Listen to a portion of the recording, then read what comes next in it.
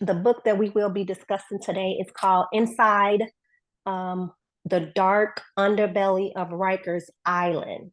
Inside the dark underbelly of Rikers Island, a retired female correction officer speaks out, and her name is Robin K. Miller.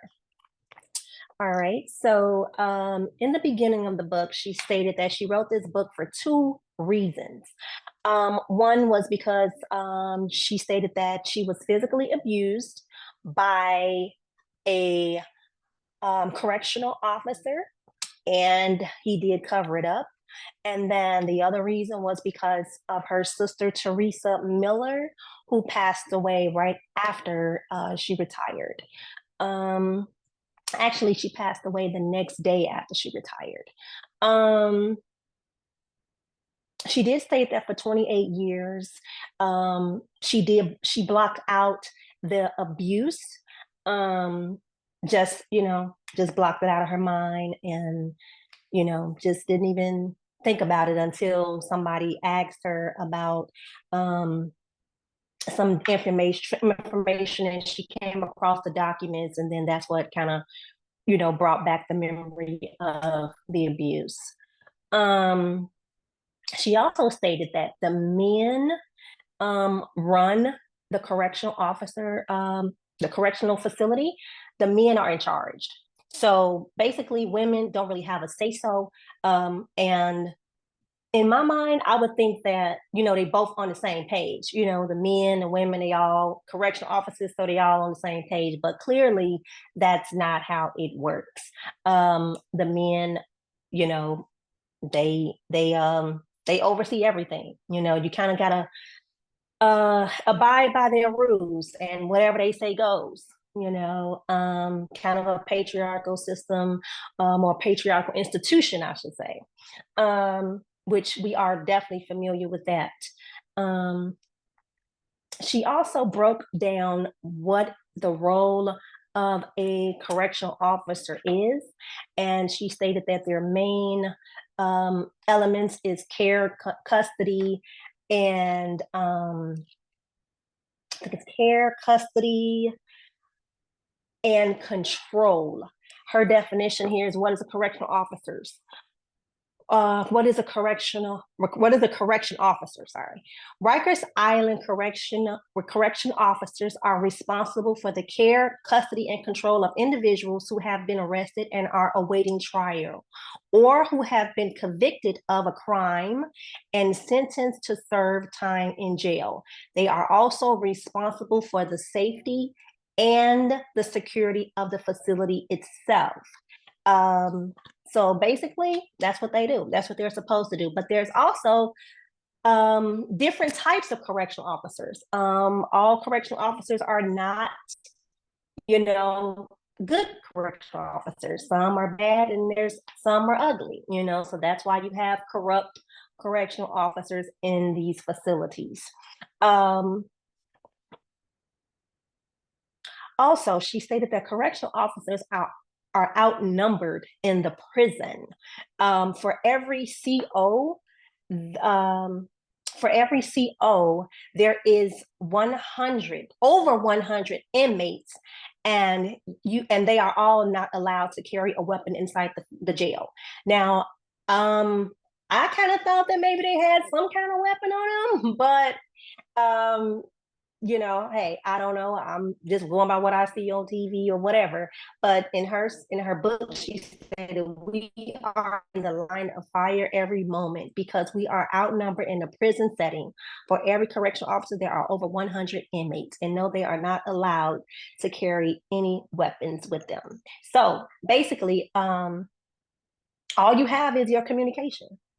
That's all you have to control the inmates, and you have to have literally a high communication skill. Like, your communication skill has to be able to control these inmates, who we know are, sometimes violent, sometimes they get irate, or they can be just downright dangerous. So as a woman, I'm sure it has to be the most dangerous job. But this is something that people do, and they go in, and this is what they heart want to do is, hey, they want to control the inmates. And this is what people have to do.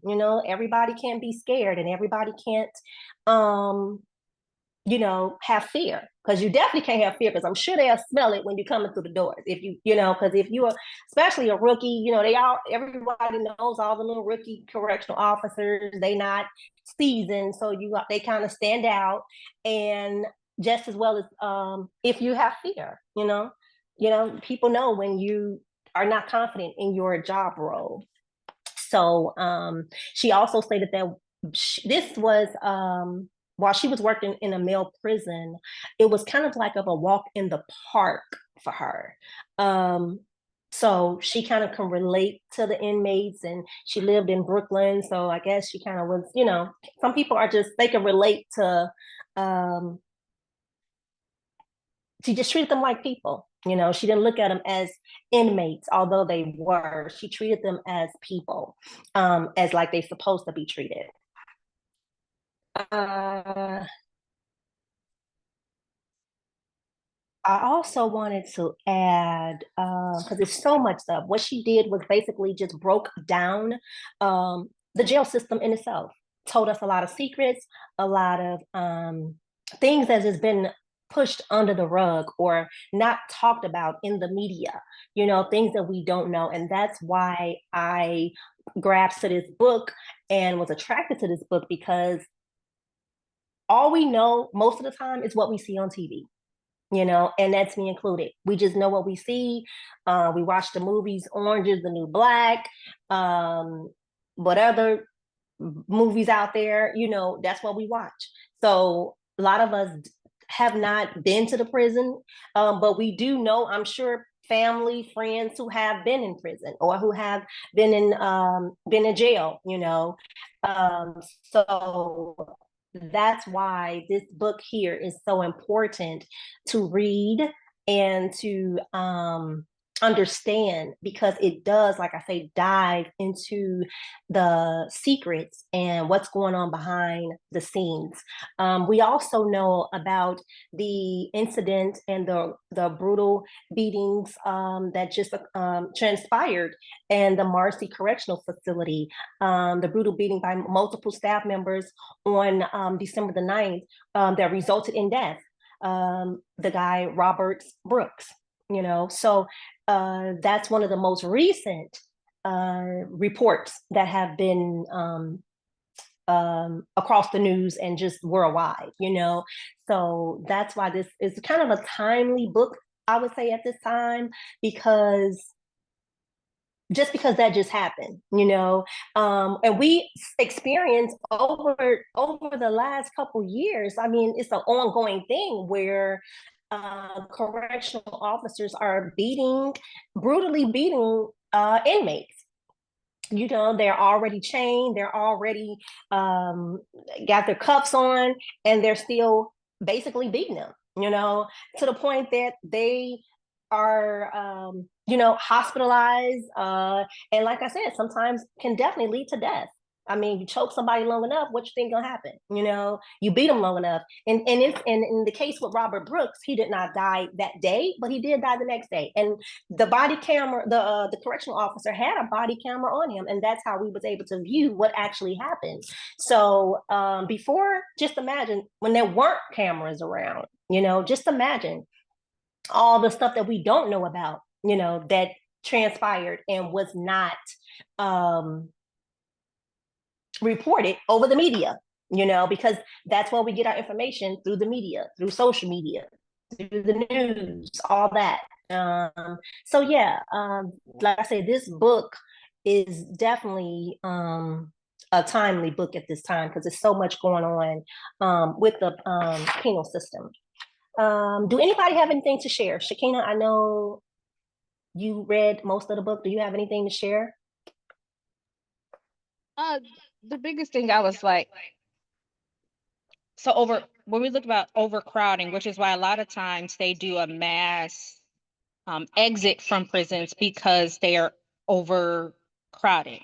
There's no way they can hire enough staff to combat the overcrowding, the amount of prisoners that are in jails and or prisons, right?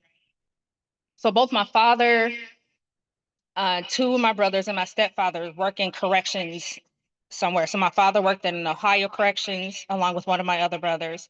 My stepfather as a Cook County sheriff for almost 30 years. And then I have another brother who works as a correctional officer. Now he's in Wisconsin. And so I've heard these stories growing up about what prison life is on the men and women's side. And even serving as a police officer in the Army, we had to cross train as correctional officers. And one of the determined camps that we ran, there was not enough of us at the camp to combat all of the prisoners that were coming in. And you think about, she says walk in the park. That was not my experience. Uh, I did not last long on the correctional side because the first time somebody threw poop at me, it was a wrap. They would literally just shit in their hands and throw it at you. And this happens in prisons across the world. Where you have inmates that do things like that. They spit at you, they throw poop at you, they throw buckets of pee at you. These are things that they have to combat all the time. And I've read stories about Rikers, and I couldn't imagine being a correctional officer there. It's why I couldn't go into it as like a personal career choice. And I really thought that's what I was gonna do. I was either gonna work corrections or be a police officer because that's what I did in the Army. And I realized that the way my attitude is set up, I would have been on the other side of the bars, right there next to them. But you have to definitely have a strong will and mind to want to work in corrections. But then there's also the front office, there's like the commissary, the kitchen. So there's different levels and different places that you could work at. But I grew up hearing these stories, and walk in a park was not the words I would use to work in a prison system.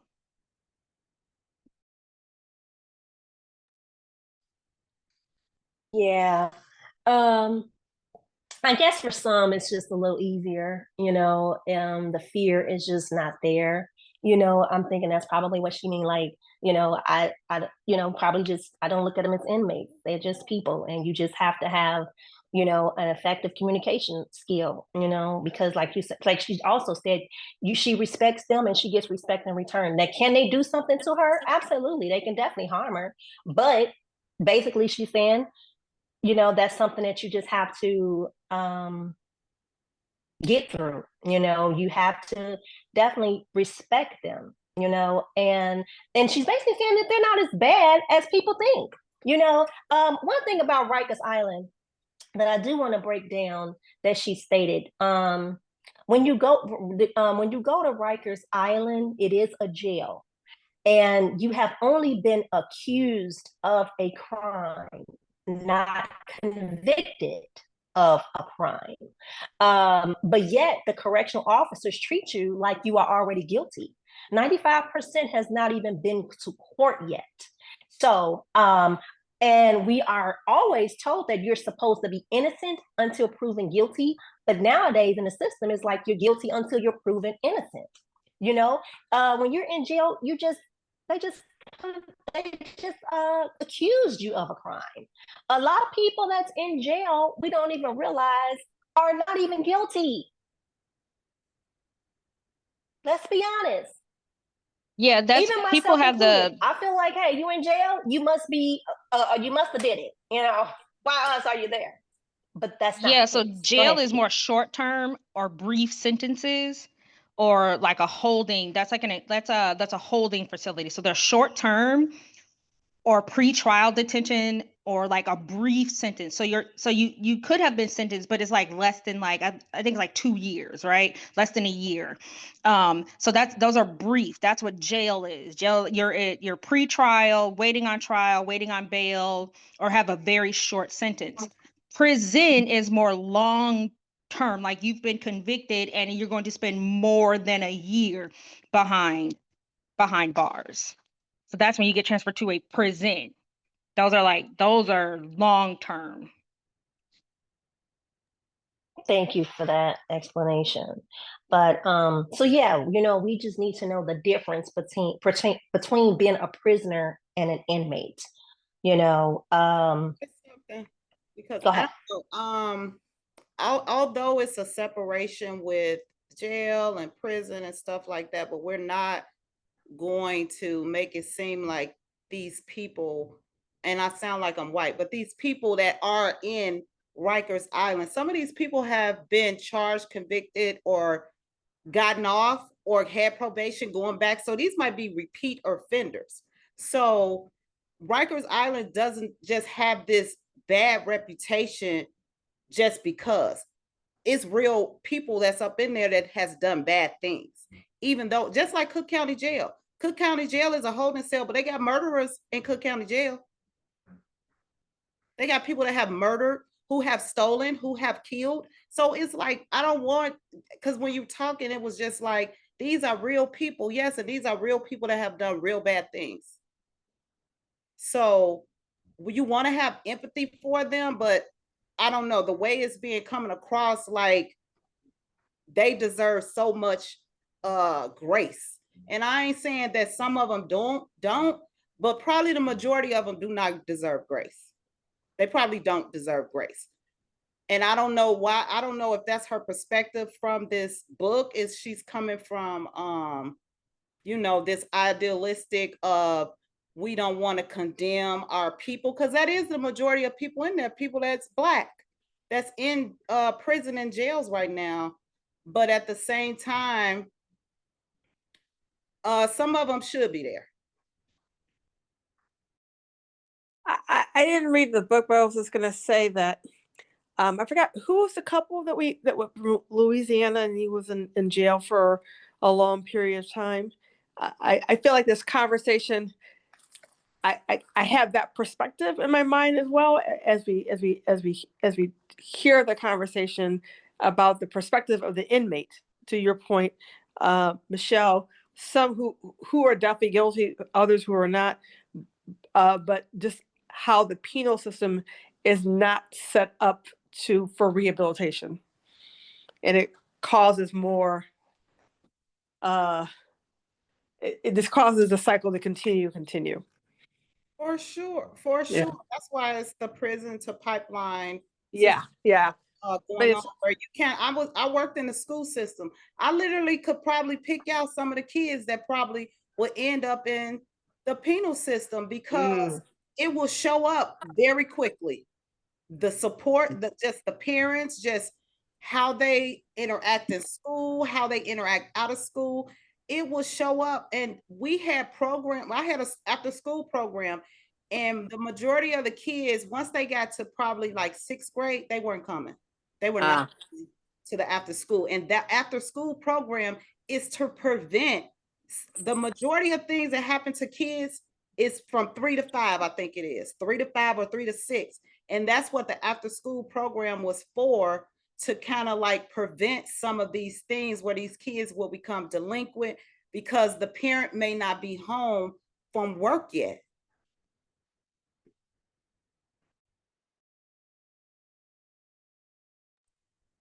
And didn't mean my comment. Just wanted to clarify it. And didn't mean it to judge what people were saying. It just two sides, right? Two sides to the coin, and this it made me think about that book. But thank you for your comment.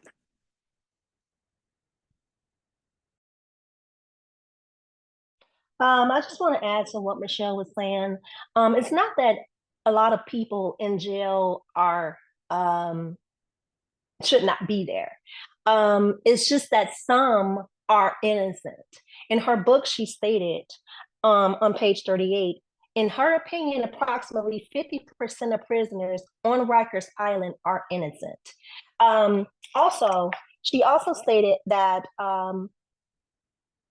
they have not been convicted of a crime, only accused. Meanwhile, we treat them as though they are convicted murderers, even if they are only arrested for minor offense. Society is so brainwashed. The minute someone utters Rikers Island, jail, or prison, our first response is not a pleasant one.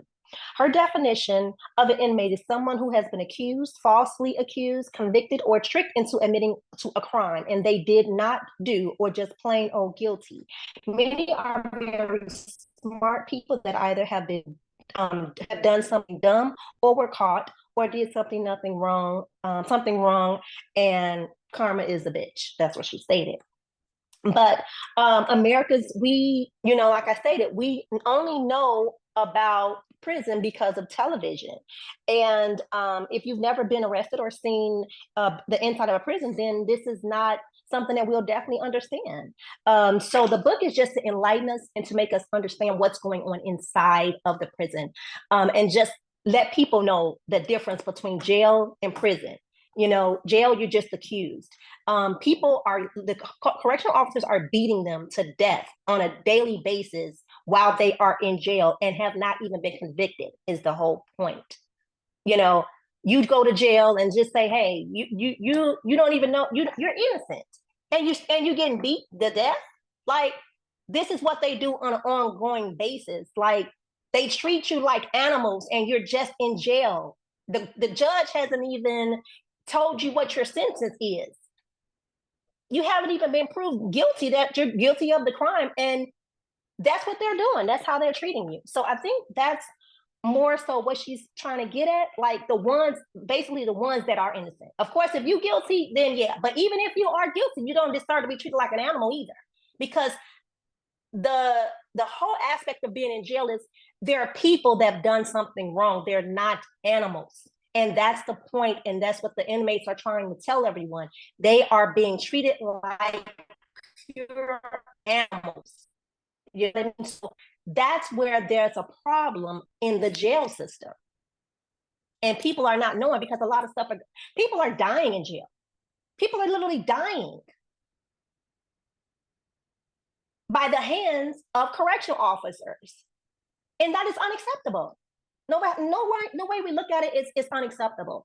I mean, we saw clear on television with the George Floyd incident. And he wasn't even in jail. He was on the damn street and literally died in front of our faces on camera. So that is what I'm talking about. There's a lot of racism, discrimination going on in the jail system. And that's why the correctional officers are treating us the way they're doing, because you can see all over the face. There's nothing but hatred, especially for minorities.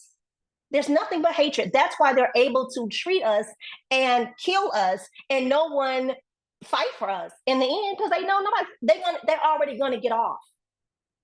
And that's what she's saying in her books. The chain of command, if the correctional officers do anything, their supervisors, the whoever's over them on top, the supervisors, the wardens, the deputies, they're going to cover for them. So they already know, even if I kill you, I'm going to still have a job tomorrow, period. And if I do go to jail, I won't ever get beaten. I'm not going to die in jail. When you have people that's covering for you at the top level, you can do anything. It's called power. You have no power. Us as civilians, Americans, we have no power. Ain't nobody coming to save us, period. Your family can't even do nothing. When her nephew was in jail, because he also was in Greenhaven facility, and he was beaten, literally they almost killed him, okay? And even though she was a correctional officer, they even started doing stuff to her because she was writing this book and they knew about it. So they came at him, started treating him and just targeting him basically, because they heard about, oh, your auntie is writing this book. Oh, okay. She want to basically be a whistleblower. Let's quote unquote call that a whistleblower, for AKA a snitch. That's what she's doing. So they started to target him while he was in there, make his life pure hell. They even started coming at her when she was going in to see him. They started having her go in under an ion scan, try to possibly plant something on her. I mean, hey, at the end of the day, These people have power that you cannot even begin to believe the type of things that they can do. And it doesn't make it right. You know, it's called abuse of power. That's what it is. It's the abuse of power. And a lot of people, you know, that's a part of the system. You know, they're not right, but yes, there are some correctional officers that do the right thing, go by the books, walk a straight line, but there's some that don't. And that's who we're talking about. Not talking about the ones that's righteous today. We talking about the nitty gritty and getting into the root of the corruption that is going on in the jail system today. That's why the name of the book is called Inside the Dark Underbelly of Rikers Island. Okay. And like I say, this lady, Robin Miller, she did not sugarcoat nothing. She kept it real. And she was a correctional officer for 20 years. So I think she does know exactly factual, you know, everything is fact checked. She knows what's going on in there. You know, we on the outside looking in, think about what we might know. We don't really know because our life is out on the outside. You know, we have freedom. We don't even know what it's like to be locked up for 30 days. We don't know. Now, if you've been in jail, then speak up. Oh, okay. So yeah, so we don't know, you know, and half of us ain't going to no applying for no correctional officer job either. Because I know I ain't. I don't even want to, I just can't. I can't. So this lady, I applaud her and for telling the truth, and I'm glad that she spoke out, and it took a lot of courage because, like she said, she knew when she wrote this book that they were going to be retaliating against her whole family. She knew that. I mean, this book is so deep, like it's so personal to her. Like I stated before, we all have had family, friends, people that we know who have been in jail for whether it be a short amount of time or a long length of amount of time, you know, and they don't really, as far as I know, the people that I know, they don't really talk about what's going on, what went on in there. It's almost like they don't want to talk about it. But reading this book, I can see why. There's so much trauma, psychological trauma, that when they come out, they don't want to talk about it. It's something that you don't want to ever experience. So yeah, but a lot of people, she also stated that a lot of people think that they are exempt from ever going to jail. Even the ones that walk a straight line. But she stated anybody can go to jail and you do not have to do anything wrong. She stated this chapter is important because the average person who plays by the rules, does everything right, does not bother anyone, lives a clean, drama-free life, can wind up behind bars in a blink of an eye. She said, I know you're reading this title of this chapter and thinking there's no way you're going to jail. You would never be a prisoner. You do not commit crimes, not a criminal, or hang out with undesirables. Therefore, you could never go to jail. You are ready to skip the next chapter. That is where you're dead wrong and need to pay close attention. I will take you systematically into your fate, how your fate will look, and what it will look like if your family members are arrested.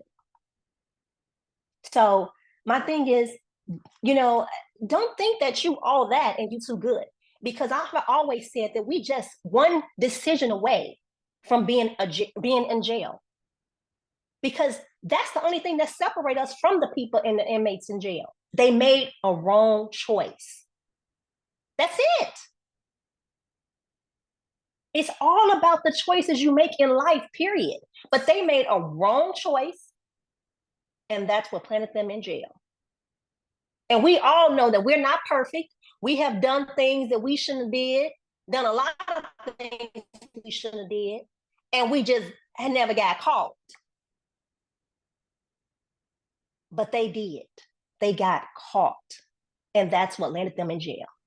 Well, and I think, So- Karnika, the thing that comes to mind is that there's also, as we talk about the power dynamic, like before, there's the power of privilege, right? So there are people who can avoid, jail because of race and power of money that comes with that. So I don't know if she touched upon that in the book, but I feel like that's an important dynamic to highlight as well. Like that young man who got who killed that United CEO. I'll be curious to see what ends up happening with him because he comes from such a very wealthy family. That is so true. That is so true. So yes, I'll definitely be following that story as well. But she stated also that there is a thin line between freedom on the streets and being incarcerated. We now live in a vicious, vindictive world, and at any given moment, someone can lie on you, and it will land you in jail, and you will end up in front of a judge and a jury who will decide your fate. And that's one thing about when you go to jail. Can't nobody save you. Not your mama, not your daddy, not your sister, not your brother, not your boo thing, not your bae. Nobody. And that's a scary thing. Well, and especially scary given the Ain't new nobody administration saving you. that given the new administration we Yeah. have. I wonder how many people are going to be arrested and put into jail under false circumstances, because a lot of people Exactly. who have power have now been emboldened to wield their power in a negative way. Exactly. Exactly. She also stated that if a correctional officer don't like you, they can make your life a living hell and turn the inmates against you as well. Now you know that's something, because then you got it bad both ways. If you're not part of a clique, the inmates can make your life a living hell. So if the correctional officer don't like you, or if the inmates, if you ain't part of their little clique or their little gang, you ain't got a choice. You're back against the wall. You got it bad on both ends. And as we all know, people have been saying for the last, I don't know how many years, Rikers Island, she said, it reminds her of a modern day slavery. She stated, looking back now, my overall assessment of what an inmate represents is that of a slave in a plantation. Regardless of how they got there, they lost their freedom and have to dance to someone else's music, desperately wanting to go home. Their masters feed them when they want. They feed them whatever they want, and they feed them whenever they feel like feeding them. They hate them and want to punish them. They're starved, chained, shackled, physically abused, and tortured on many occasions for doing absolutely nothing, just breathing. That's slavery all day to me. Yeah. The slave plantation. Shackles, chains. You don't have no freedom. So basically, just because slavery is quote unquote over or has been abolished and you're not out there picking cotton, they just changed the facility now. You're not on the plantation out there, you in the facility. She talked about solitary confinement. You just in a hole for days. And they feed you your food through a slot. Can't come outside. I mean, you just in a hole. Not even a cell. It's like a hole. Just darkness. That would definitely mess with your mind mentally. So when people come in jail, they come one way, but they leave out even worse. Because you've been mentally messed up. And not only are you mentally messed up, but you're abused. Even when our friends and family go into jail, we hoping and praying that they get out. Sometimes that's not the case. They lie, they die in jail, and they lie on how you got killed. They can just say, oh, well, you know, he hit his head on the thing, on whatever, and just, I don't know, he died. I mean, whatever they say is how you died. How would you know? You ain't there?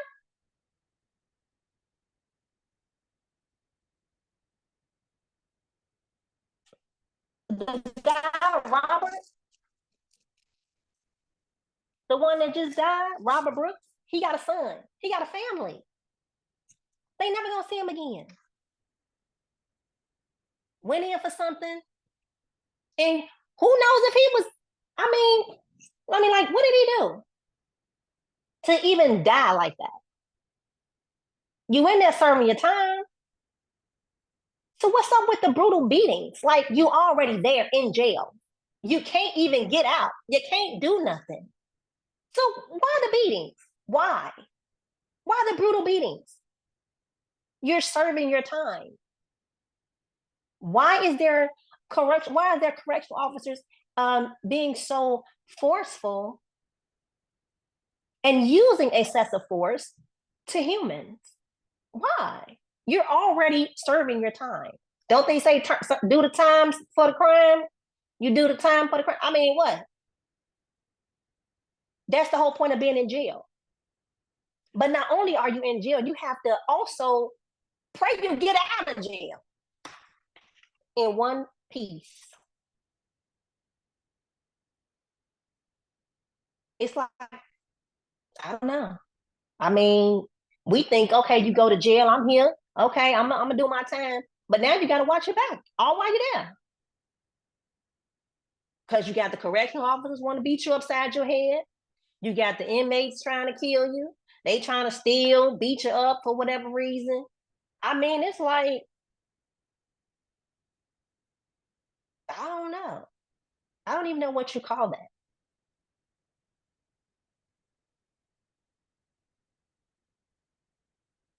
I don't know. But it ain't no easy life for them while they in there, you know. Every day they wake up, it's, you know, you just gotta, I don't know, team up with somebody and hope they protect you while you're in there. You gotta pretty much have protection while you're in there. Seem like to me. You gotta basically join one of these gangs or something in jail in order to not be to not die.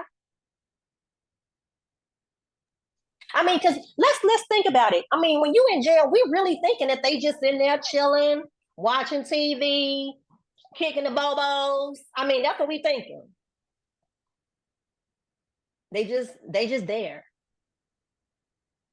Yeah, they there, but they also have to watch their back.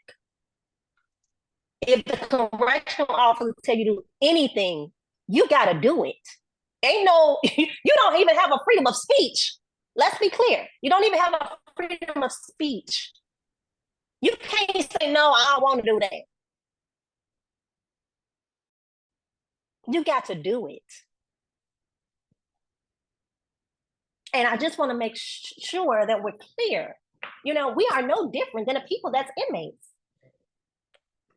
You can be the righteous person of all. Somebody make one lie on you and you're going to jail. It could be a lie. How many people that have lied on inmates that are in jail right now? Look at the Central Park 5. Look at most people who are the entire premise of the Innocence Project is because they work with inmates who have actually been wrongfully convicted of crimes and have found the evidence that exonerates them from said crime. That was the entire premise of the Innocence Project, an entire organization of lawyers and volunteers who work with people who are in prison to prove their innocence, right? And if you look at the Central Park Five, they based on a lie, they were all sent to prison at 14, 15, 16 years old and spent 5 to 8 years in prison before the actual culprit was found and proven through DNA. And so there is like hierarchies in prison, right? You know, you do have gang life, and then you do have a lot of times people tend to group in their perspective ethnicities. You know, people stay with their own when they get in prison because that's how that you want to be protected. Then a lot of companies use prison or jails for cheap labor. Our license plates are made through the prison system. They learn to sew, they learn to do a lot of things and they're made in the prison system and then sent out into the world. A lot of companies use the prison system to make their products because it's cheap. It's cheap labor. It's severely cheap labor. And they do, a lot of times prisoners are mandated to take classes, like they have to get their GED, or they have to attend anger management or substance abuse counseling. There's a lot of them, you have to earn your way to work in certain areas like the kitchen, the laundry room, maintenance. And then you have those who are serving like lower sentences. They go and they work on the roads and stuff like that because it's cheap labor for the city, and they can earn time off by doing that work.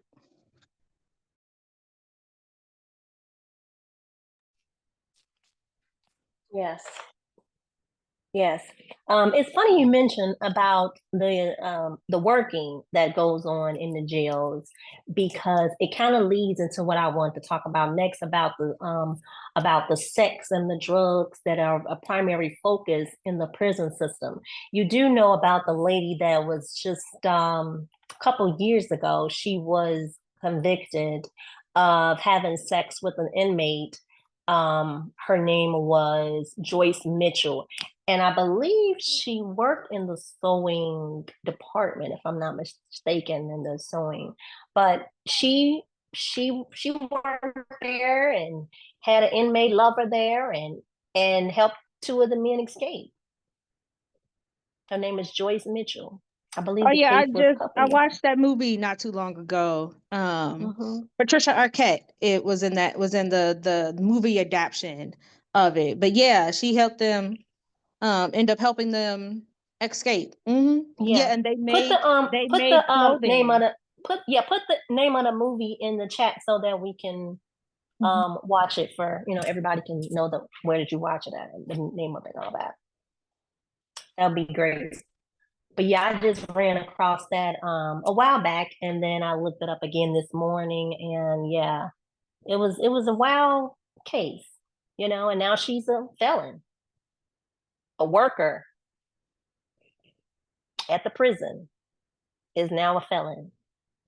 But they say a lot of sex and stuff be going on up in there. They said inside the prison system, sex is the primary focus for a number of people, from the ranking officers to the prisoners. So, yeah. I mean, I guess if you're lonely enough and they talking that good talk, and hey,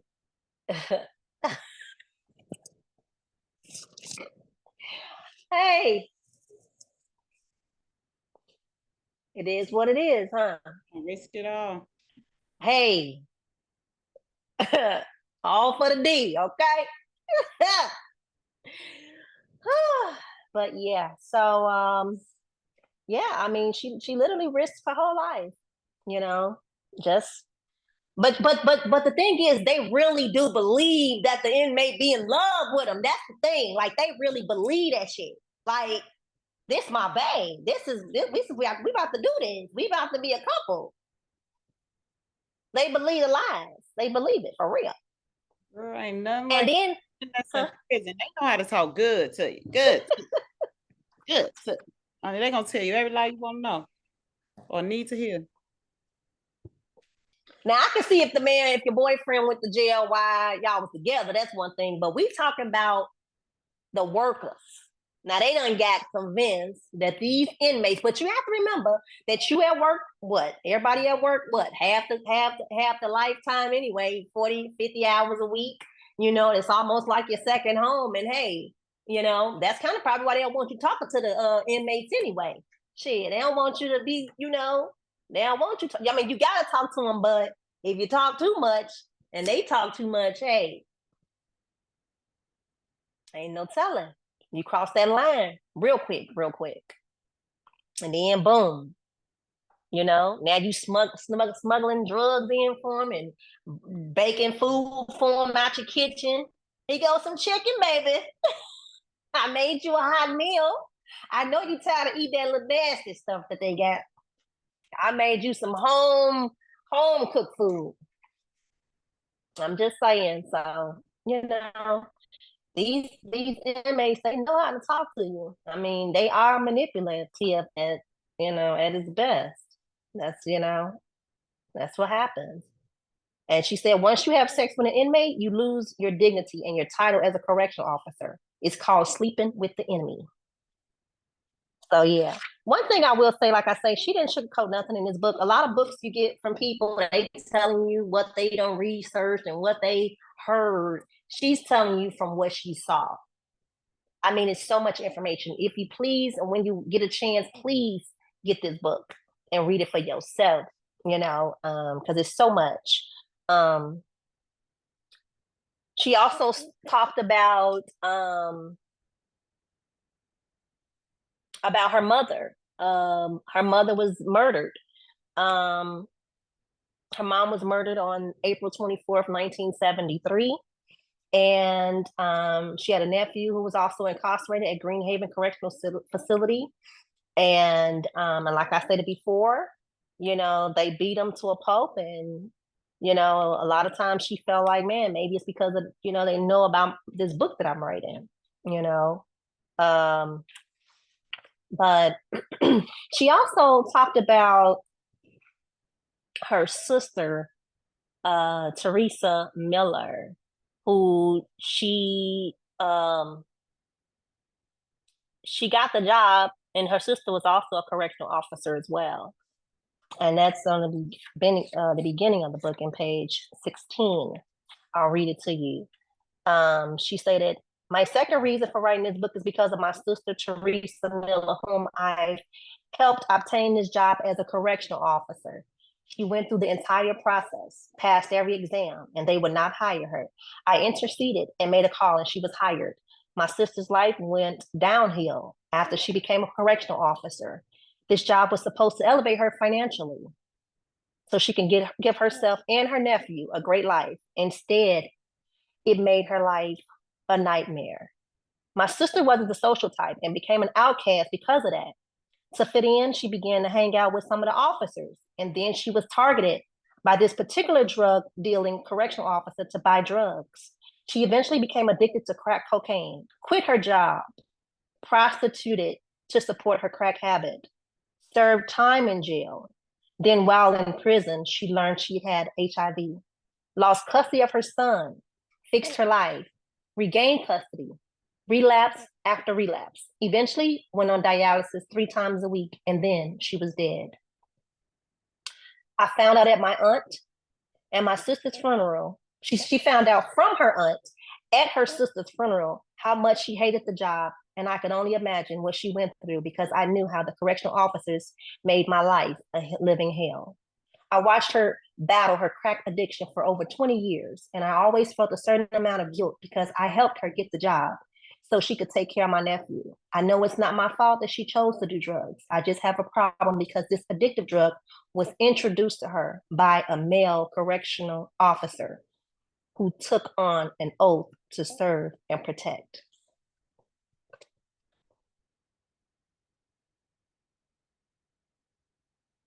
So yeah, I had to take a few minutes because I know that was a lot. So again, that's why I say this book is very personal to her. And like I stated before, she retired on 7/1/2005. Her sister passed away the next day, 7/2/2005.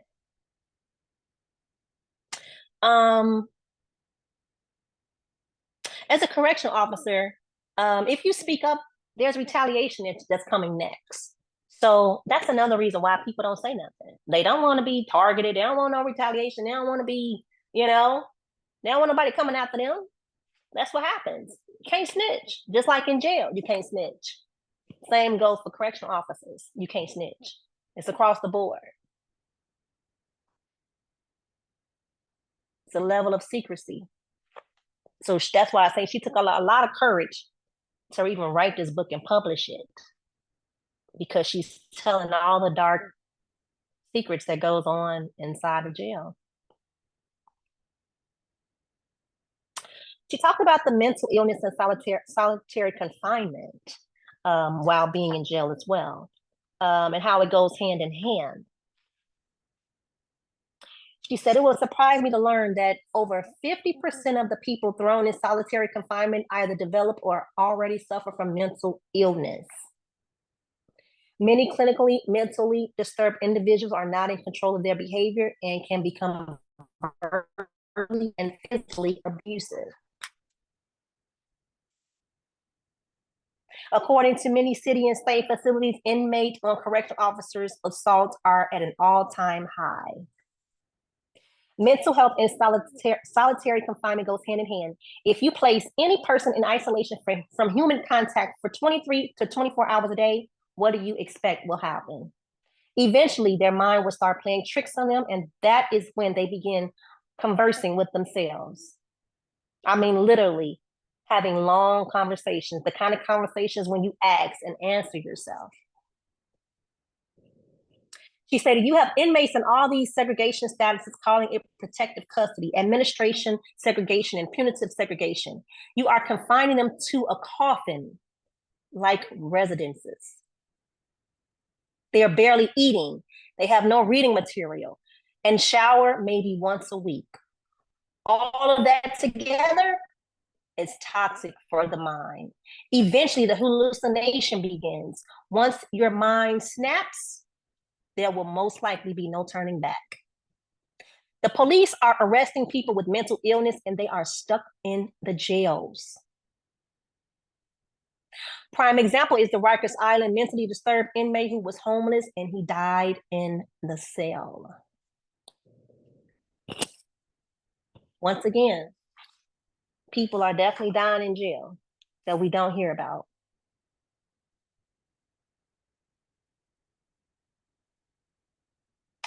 Yeah, so solitary confinement, that's another thing that costs a lot of money. I mean, it's, like they say, institutions, the jail, there's money to be made. And if ain't nobody in there, people gonna be without a job, ain't no money gonna be made. So even if people are innocent, you gotta put them in jail anyway. You gotta put them in jail. The dollars gotta keep coming. Okay, so she talked about the solution to handling the mental health ill inmates is to hire people with degrees in mental health. She said these people should have at least 5 years experience as working with the mental health patient and still have the passion for it. Train them as a correctional officer and pay them extra. Once they graduate, their only assignment should be to work within a building that is designated for the mental health patients only. They will only deal with mental health patients their entire careers. So, I mean, we do know mental illness is very common today. We don't talk about it back in the day, but we talk about it a lot now. So we do know a lot of people that are in jail are mental. They are struggling with mental illness. Some came in there with mental illness. Some got it while they were there. Okay. But some people get arrested and they have mental illness. And the cops don't even know, they don't care. They don't care about your diagnosis or what's wrong with you they don't care about that. They just treat you like any other inmate. Go to jail, slam you up against the wall. Hell, if you deaf, they still gonna do the same thing, torture you. They don't even know that you can't even hear. They don't even communicate with you. They just shoot and kill you, or they just lock you up or beat you to death. They don't even ask questions. They don't talk. Because why? You're not human. You're not a person. You're beneath them. That's why you're treated like an animal. On page 24, she talked about how not only are the inmates, do they deal with mental illness, but the correctional officers deal with mental illness as well. And I think this is a very, very important chapter. She said that some of these correctional officers are crazy when they come on the job. They have so many family and personal issues they have not dealt with. Instead of them embracing the great opportunity of having a good job, they create toxicity around them. They are angry, extremely dark, and filled with hatred. The department know these individuals are crazy and they cover for them. They are a ticking time bomb and thrive off beating prisoners. When you train a person with this type of demeanor, that the prisoner is the enemy, you give them a license to institute a violence, and it will become excessive at times. If you are mentally unstable, you have no business applying for any law enforcement job.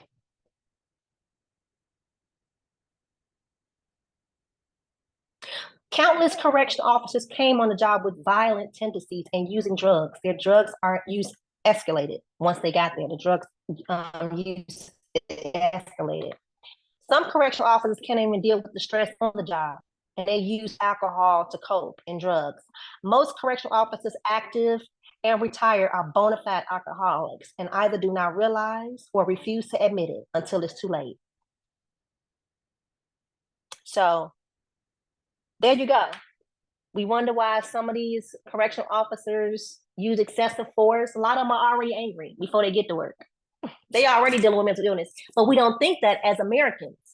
We think, oh, you got the uniform on, you good. Ain't nothing wrong with you got to be, must be all good. You don't look mental.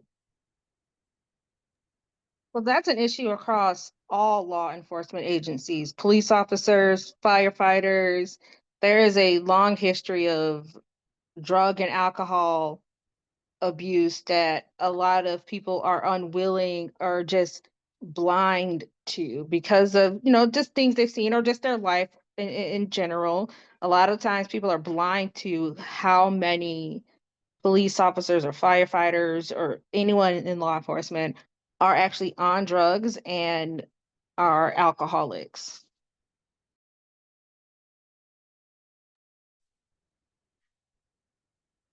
I agree. But also, you got to remember the job is stressful. It's a stressful job. Although they signed up for it, it's stressful already coming in the door. So on top of what they have to deal with, and they got to cope. So you turn to something that can kind of, balance it out, make it not so hard of a job no more, and just try to ride that thing on out.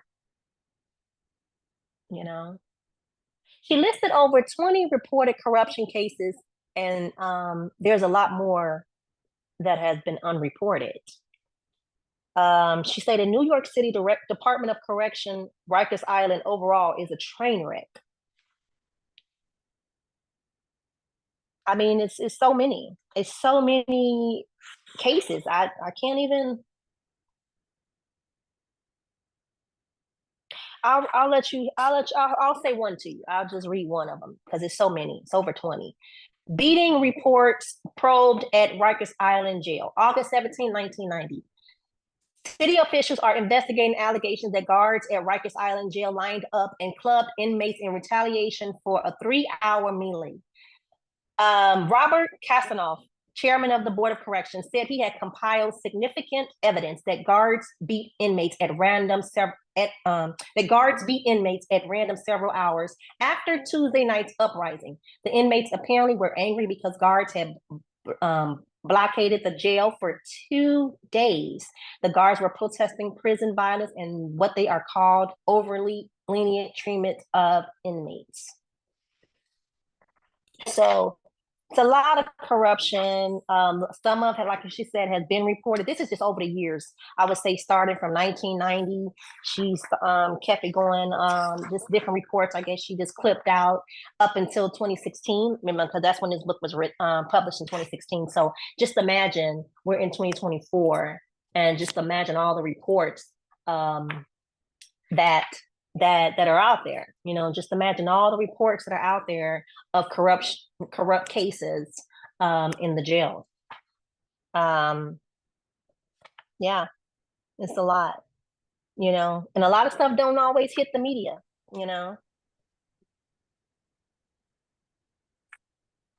Yeah, it's crazy. And she said, you expect the inmate to partake in criminal acts, not a law enforcement official that has taken on an oath to uphold the law, you know? So yeah, it's really sad. Another case, August 17, 1998, papers say guards beat inmates at Rikers Island. Inmate at the Rikers Island jail complex for years have been subjected to impromptu beatings and planned assaults by guards, according to court papers. In the past decade, Rikers inmates have been brutally beaten, suffering broken bones, ruptured eardrums, or severe head injuries. The New York Times reported Sunday details of the beatings emerged from court papers, mainly as a result of a recent court settlement that spelled out reforms. New York City Department of Correction officials said they agreed to settle a class action suit by 15 inmates to ward off greater restrictions on the jail. They also stated that they're trying to close out the jail where at the Marcy facility where Robert Brooks just died at. I believe they said they're trying to close that one down, if I'm not mistaken.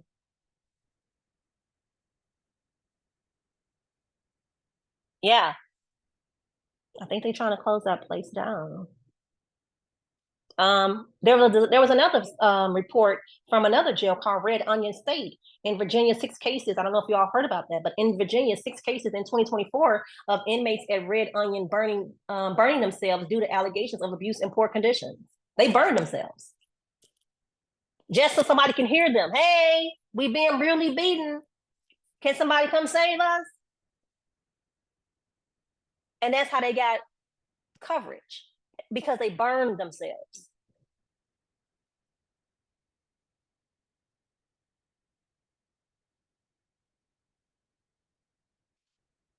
Again, that's Red Onion State Prison. This just happened like a couple in 2024, towards the ending of 2024, I believe.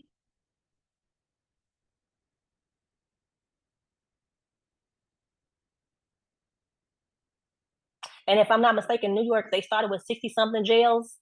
They down to maybe 40 something, 44 jails now. So there was another example she stated in the book. On 196, she stated about an example.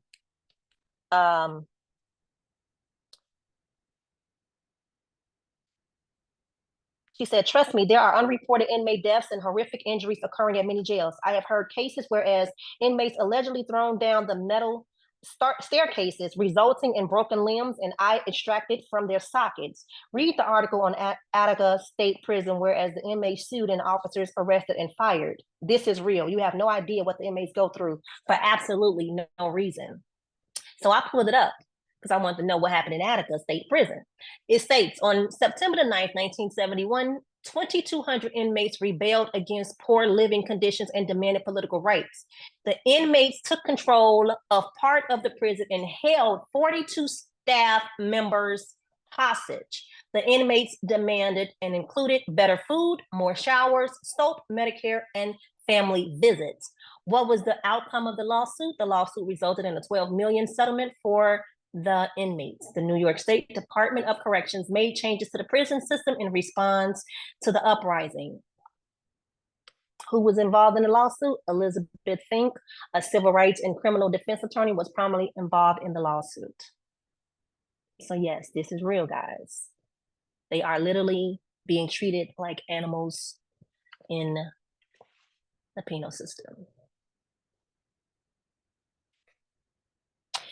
She talked about the Correction Academy need to stop brainwashing correction officers into believing we are at war. So when they go through the training academy, they're teaching them that, hey, you in Guantanamo Bay, we going to war, people.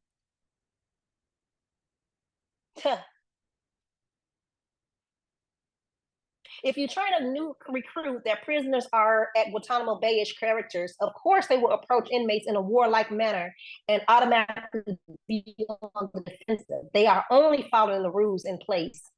They need high quality sensitivity training. So they're training them to act like this when they come through the door. And she said, not even the wardens or superintendents, commissioners, mayors, and governors, they are part of the problem too. So, I don't know. But just remember that the correctional officer is only supposed to be watching the inmates. They're only supposed to be caring for them in custody and control. You know, that's the three elements. That's all they're supposed to be doing, is just caring for them.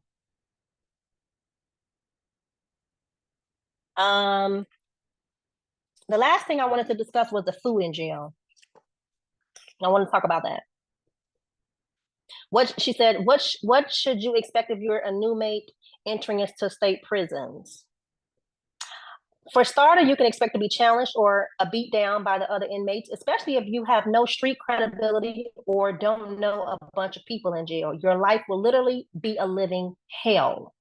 They will take by force your sneakers, commissary, and whatever else they can get their hands on. Most of the time, the guards will look the other way.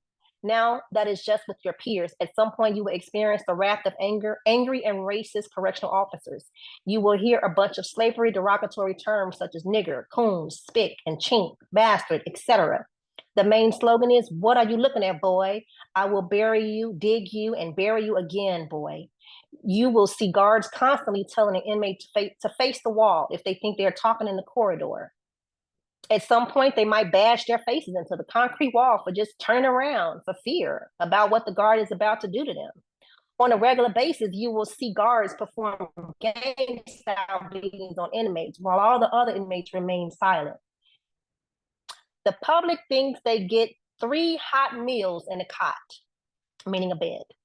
The cot is about 2 inches thick and uncomfortable. The 3 hot meals are soy meals on a tray that is sufficient to feeding a 5-year-old. One small tray that leaves an inmate hungrier than before they ate. Meat has been primarily eliminated from the male prison menus. The female prisoners fought to get meat back on the menu. Feeding them small, tiny pieces of chicken, calling the meal chicken a la king, is ludicrous. Everything is soy, and I think that's deliberately by the state because they want to weaken the inmates, which does make sense. A muscular built inmate is a threat. Makes sense. They do not want these inmates to bulk up anymore. They prefer them weak and frail. So that's why they barely feed them. That is why you barely see inmates all muscled up anymore. Not unless their family is sending them packages and money on a regular basis. Long gone are the days where the inmates come home all muscle bound and bulked up. They are literally starving the inmate. I am not saying they should eat gourmet meals. However, we are not Ethiopia, and starving an inmate is cruel and inhumane, can make a person mentally unstable. So she said the public also think inmates get jobs and make money in jail. That's a myth. There are a handful of jobs in prison. They cut all the funding because no one cares about you once you go to jail, and they sure do not want to spend any money on you. You can expect to be treated like a second-class citizen and tormented on a daily basis. Your visitors will be disrespected and talked down on as though they are the ones incarcerated to discourage them from visiting in the future. It may take anywhere from 10 to 30 days to receive mail and or package from your loved ones. So,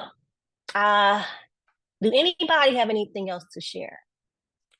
that kind of covers a lot of the book. A lot of it you can just read on your own. Again, the name of the book is called Inside the Dark Underbelly of Rikers Island, a retired female correction officer speaks out, Robin K. Miller.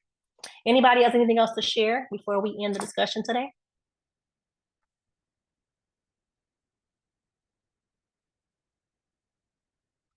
Okay, I wanted to just add her motive for writing was for just also to seek justice as well as expose the corrupt behavior of her colleagues.